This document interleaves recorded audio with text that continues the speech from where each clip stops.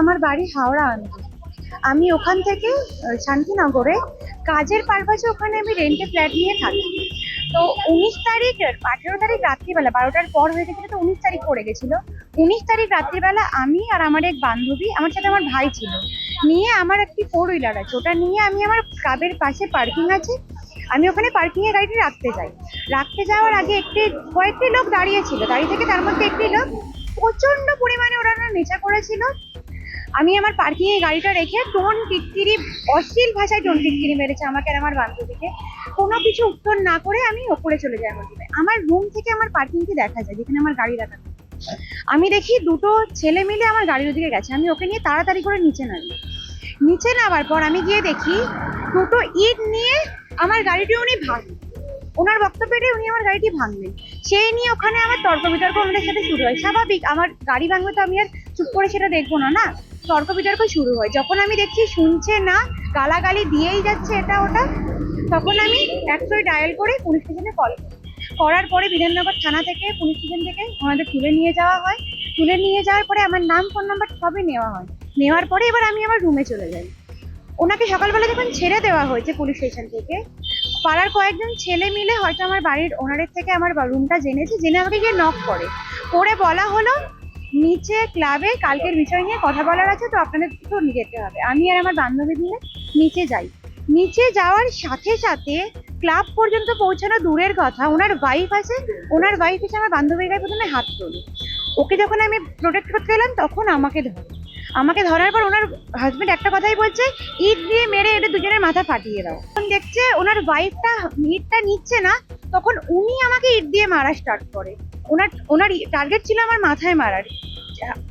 ঝটাঝটিতে police ওখান থেকে আসে, আমি সঙ্গে সঙ্গে থানায় ফোন করি। আমার নাক মুখ ফেটে গেছিল, এখনো আমার ফুটফুট ফাটা আছে ভিতরে, ফেটে আমার রক্ত পড়ছে। আমি সঙ্গে সঙ্গে পুলিশকে ফোন করি।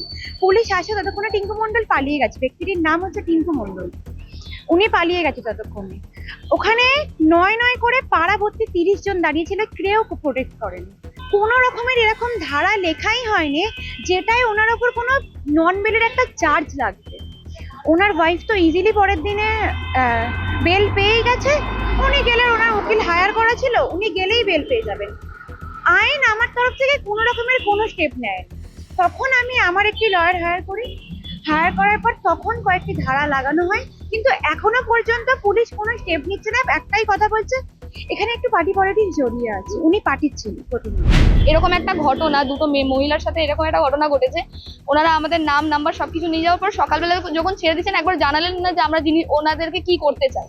একবার জানানো দরকার ছিল, যদিও বা তাহলে আমরা একটুখানি যদি ছেড়ে দেওয়া হয় আমরা নিজেদের দিক থেকে একটু সতর্ক থাকতাম। জানানো হয় না, সকালবেলায় এসে গেট পিটিয়ে দুটো মহিলা আমাদের দুজনকেই বলে আর কি যে নিচে চলো, ক্লাবে কথা হবে। ক্লাব তো দূরের কথা, বাড়ির গেট থেকে বেরোনোর পরই এই ঘটনাটা ঘটে। আমাদের দুজনকে রীতিমতো মানে নামতেই মারধর, আর কোনো কথাই নেই। হ্যাঁ, দুজনকেই মারধর করেছে। ওকে মানে ওর সাথে কথা কাটাকাটি চলছে, আমিও কথা বলতে যাই, দুজনকার উপরই হয়। আমিও আটকাতে দিয়েছি, তো আমাদেরকেও মার খেয়েছে। ওকে তো রাস্তায় ফেলে মারা হয়।